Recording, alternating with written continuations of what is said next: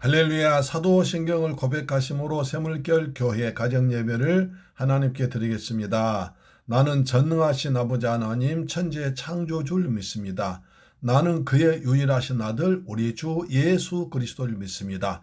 그는 성령으로 잉태되어 동정녀 마리아에게서 나시고 본디오 빌라도에게 고난을 받아 십자가에 못 박혀 죽으시고 장사된 지 사흘 만에 죽은 자 가운데서 다시 살아나셨으며 하늘에 오르시어 전능하신 아버지 하나님 우편에 앉아 계시다가 거기로부터 살아있는 자와 죽은 자를 심판하러 오십니다.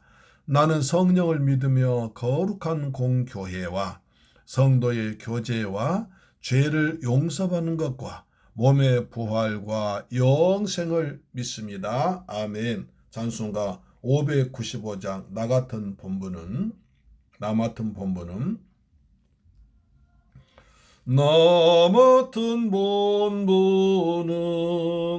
구주를 높이고 문 영혼 구원 얻도록 잘 인도함이라. 부르심 받들어 내 형제 섬기며 구주의 뜻을 따라서 내 정성 다하리. 아멘. 나 맡은 본분은 구주를 높이는 것입니다. 그리고 내 본분을 잘 감당하는 것입니다. 주 앞에 모든 일 잘 행케 하시고 이후에 주님 배울 때 상 받게 하소서. 나 항상 깨어서 늘 기도드리며 내 믿음 변치 않도록 날 도와주소서.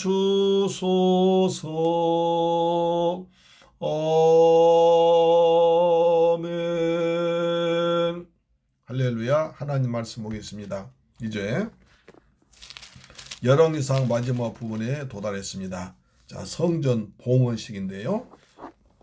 열왕기상 8장 62절부터 66절까지 말씀입니다. 열왕기상 8장 62절로 66절 성경에서 가장 즐거운 장이기도 합니다. 하나님 말씀 같이 받들어 봉독합니다. 시작.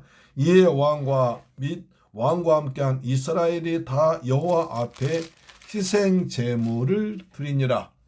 솔로몬이 화목제 희생 제물을 드렸으니 곧 여호와께 드린 소가 22,000마리요 양이 12만 마리라. 이와 같이 왕과 모든 이스라엘 자손이 여호와의 성전에 봉헌식을 행하였는데 그날의 왕이 여호와의 성전 앞들 가운데를 거룩히 구별하고 거기서 번제와 소제와 감사 제물의 기름을 드렸으니 이는 여호와의 앞 놋제단이 작음으로 번제물과 소제물과 화목제의 기름을 다 용납할 수 없습니다. 그때에 솔로몬이 7일과 7일 도합 14일간을 우리 하나님 여호와 앞에서 절기로 지켰는데 하맛 어귀에서부터 애굽 강까지의 온 이스라엘의 큰 회중이 모여 그와 함께 하였더니 8째 날에 솔로몬이 백성을 돌려보내매 백성이 왕을 위하여 축복하고 자기 장막으로 돌아가는데 여호와께서 그의 종 다윗과 그의 백성 이스라엘에게 베푸신 모든 은혜로 말미암아 기뻐하며 마음에 즐거워하였더라. 아멘. 할렐루야. 사랑하는 새물결 가족 여러분, 그리고 이 방송 청취자 여러분, 이제 그리 보시면 벚꽃이 만개했죠. 그렇죠? 벚꽃이 만개했는데 이제 거기다 그 형형색색의 소원의 편지를 덜어놓고 밤에 불빛이 비춰놓으니까 참 아름다운 장면이었습니다. 자, 사람들이 여기다가 자기의 소원을 적어서 종이에 붙이고 있지만 우리는 하나님께 기도하면 될 줄 믿습니다. 아멘. 자, 이에 왕과 및 왕과 함께한 이스라엘이 다 여호와 앞에 희생 제물을 드리니라. 이제 솔로몬의 성전식의 클라이막스가 도달되고 있습니다. 우린 지금까지 8장에서 앞부분에서 성전 안치식, 그러니까 언약궤를 안치했습니다. 그때까지 언약궤와 그 다음에 성막이 따로 있었는데 이제 큰 하나님 성전을 지었고 가장 먼저 하나님의 임재인 언약궤, 법궤를 성전 한 곳에 안치했습니다. 그 다음에 솔로몬의 봉헌 기도했습니다. 솔로몬이 봉헌을 기도하면서 백성들 축복하고 마지막으로 이제 거대한 규모의 예배, 화목제가 드려짐으로써 성전 봉헌신 그 절절히 돌아오고 있습니다.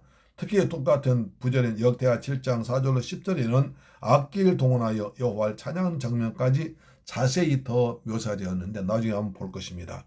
그래서 당시 여호와께 대한 감사와 헌신, 친교의 표시는 희생제물을 드리는 것이기 때문에 이스라엘 역사상 가장 기념비적 사건인 성전 봉헌식을 맞이하여 거대한 규모의 희생제물을 드리지 않을 수 없었던 것입니다. 그것이 바로 63절입니다. 규모가 얼마큼인지 보세요. 63절 솔로몬이 화목제 희생제물을 드렸으니 곧 여호와께 드린 소가 22,000마리요 양이 12만 마리라. 이와 같이 왕과 모든 이스라엘 자손이 여호와의 성전에 봉헌식을 거행했다. 규모가 어마어마합니다. 소가 몇 마리요? 소가 22,000마리, 양이 12만 마리. 그러니까 어마어마한 양의 짐승이 희생제물로 또 화목제물로 드려짐으로써 성전 건축의 의미를 깊이 이제 새기고 있습니다. 그럼 여기 사람들이 아니 이렇게 많은 짐승은 누가 잡으며 이것은 누가 먹을 것인가 생각할 수 있습니다. 그래서 이것은 너무 많다고 생각한 학자도 있습니다. 그러나 이런 전반적인 지금까지 쭉 솔로몬의 그 성전 기도와 규모를 생각해 본다면 그렇게 많다고도 볼 수 없습니다. 거기에 덧떠서 그 당시 희생제물의 피를 전단 번제단 사면에 뿌린 제사장이 있었고 그 제사장이 30세 이상의 레위인들이 38,000명 있습니다. 이것은 역대상 23장 3절에 보면 그 당시에 제사장이 38,000명 나와 있습니다. 따라서 솔로몬 당시의 제사장 숫자는 대략 2,000에서 3,000명 정도로 볼 수 있습니다. 그러니까 레위인들이 38,000명이었고 그 중에 10분의 1을 본다면 2,000에서 3,000명 정도 제사장이 됐습니다. 그러므로 이러한 전반적 상황을 고려한다면 낙성식 안에 소 22,000마리, 양 12만 마리 희생제물을 처리하는 데는 아무 무리가 없었을 것입니다. 참고로 예수님과 똑같은 시대에 살았던 요세푸스라는 역사가의 말에 의하면 네로 황제 당시에 또 6월절 지키도록 해줬나 봐요. 그때는 양이 25만 마리를 제물로 드렸다는 기록도 있습니다. 그러니까 어마어마한 거죠. 근데 또 본문에 소 22,000마리와 양이 12만 마리 여기만 아니라 다른 성경에서도 거의 비슷하게 나와 있음을 볼 수 있습니다. 그래서 하나님의 봉헌식이 드려졌습니다. 64절 보면 그날에 왕이 여호와의 성전 앞들 가운데를 거룩히 구별하고 거기서 번제와 소제와 감사 제물의 기름을 드렸으니 여호와의 성전 앞 큰 뜰 가운데 있었습니다. 이는 여호와의 앞 노제단이 자금으로 번제물과 소제물과 화목제의 기름을 다 용납할 수 없습니다. 그래서 번제단에서 일 제물을 드려야 되는데 너무나 숫자가 많기 때문에 뜰에서 했습니다. 성전 뜰에서 66장입니다.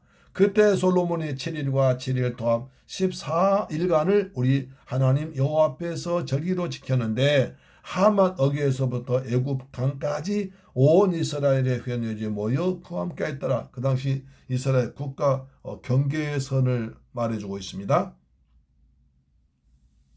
여기서 7일과 7일은 성전 봉헌식 7일과 초막절 7일 같이 했다는 것입니다. 그러니까 초막절 겸해서 이스라엘의 3대 명절인 초막절을 겸해서 했기 때문에 먼저 성전 봉헌식 7일, 그다음에 초막절 7일 또한 14일간을 잔치를 했습니다. 여기서 하맛, 이스라엘 국경을 하맛 어귀에서부터 애굽 강까지라고 했습니다. 하맛 어귀는 바로 하맛 왕국의 남쪽 경계입니다. 이스라엘의 북쪽 경계에 있는데요. 후에 아수르와 바살마네스에서 정복되는 아주 북쪽 경계에 있습니다. 애굽 강은 나일강을 말하죠. 그래서 애굽 강은 하나님께서 아브라함에게 주신 약속에서 약속의 땅 가나안의 남쪽 경계선으로 나옵니다. 이 강은 바로 나일강을 말하는 것이죠. 여덟째 날에, 이날은 절기 14일 중에 여덟째 날이 아니라 첫 번째 절기인 성전 볼기 7일이 끝나고 두 번째 절기 8일째 되는 날, 다시 초막절 7일이 끝나고 다시 난 다음 날을 말한 것입니다.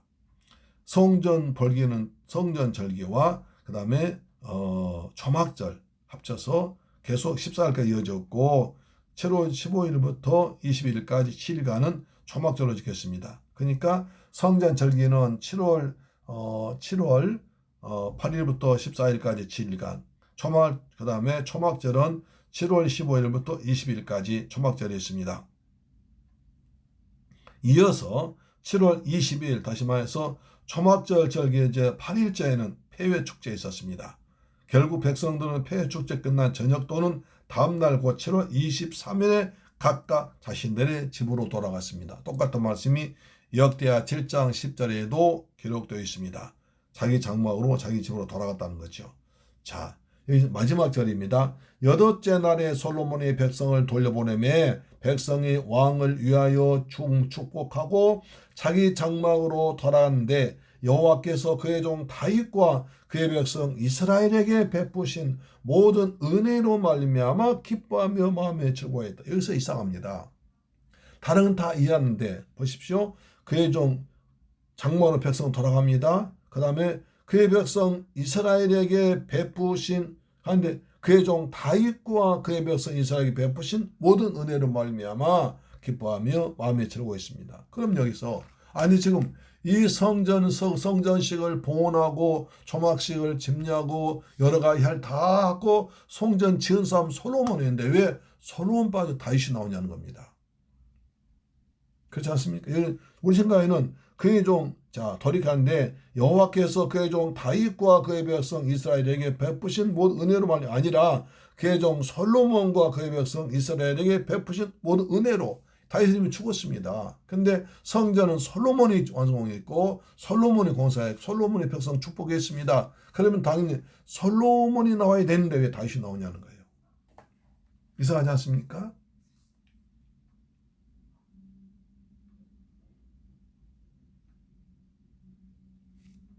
그러나 성전 건축은 솔로몬이 했지만 하나님께로부터 성전을 약속받은 것은 다윗입니다. 그러죠? 따라서 성전 건축은 다윗에게 주어진 하나님의 약속의 성취로 보기 때문에 실질적인 성전 건축자는 다윗이었습니다. 즉 다윗의 아들 솔로몬은 단순히 다윗의 계획과 이상을 실행 옮기는 역할을 감당했을 뿐이고 성전의 모든 성전을 짓고 싶은 마음과 생각과 준비와 계획은 전부 다 다윗이었기 때문에 성전 다 봉헌식하면서 다윗과 그의 백성에게 이스라엘 베푸신 모든 은혜로 말미암아 기뻐하며 마음에 즐거워했더라. 그렇게 즐거웠습니다. 우리도 성전 와시처럼 기뻐하며 즐거운 마음으로 예배를 드려야 될 줄 믿습니다. 아멘. 기도하겠습니다. 할렐루야. 좋으신 아버지 감사합니다. 저희들 사랑하시고 축복하셔서 솔로몬의 성전 봉헌식과 초막절을 통해서 은혜 받는 모습을 보았습니다. 우리도 성전을 통해서 하나 되게 하시고 성전에 돌아와서 기쁨과 즐거움과 은혜가 충만한 우리의 신앙생활 되도록 은혜를 베풀어 주옵소서. 예수님의 이름으로 기도드립니다. 아멘. 주 기도 마칩니다. 하늘에 계신 우리 아버지여 이름이 거룩히 여김을 받으시오며 나라의 임하옵시며 뜻이 하늘에서 이룬 것 같이 땅에서도 이루어지이다. 오늘날 우리에게 일용할 양식을 주옵시고 우리가 우리에게 죄 지은 자를 사하여 준 것 같이 우리 죄를 사하여 주옵시고 우리를 시험에 들게 하지 마옵시고 다만 악에서 구하옵소서. 대개 나라와 권세와 영광이 아버지께 영원히 있사옵나이다. 아멘. 할렐루야. 내일 뵙겠습니다.